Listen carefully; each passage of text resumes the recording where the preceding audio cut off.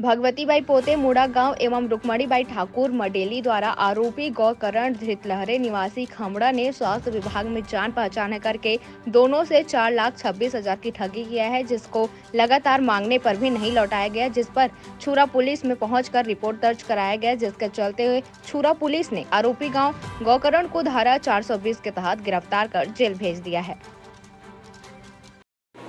थाना छुरा क्षेत्र अंतर्गत खड़मा निवासी गौकरण धृतलहरे के द्वारा नौकरी लगाने के नाम पर ठगी व धोखाधड़ी किया गया था, जिसमें एक मामले में मडेली निवासी रुक्मणी बाई से स्वास्थ्य विभाग में नौकरी लगाने के नाम पर 2.5 लाख रुपए, वहीं दूसरे मामले में मुड़ा गांव निवासी भगवती पोते से शिक्षा विभाग में नौकरी लगाने के नाम पर 1,76,000 रुपए का ठगी व धोखाधड़ी किया गया था।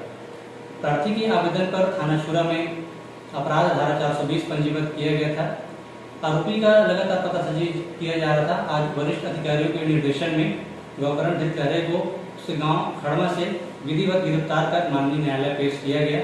माननीय न्यायालय के निर्देश पर आरोपी के बाद जेल दाखिल किया गया।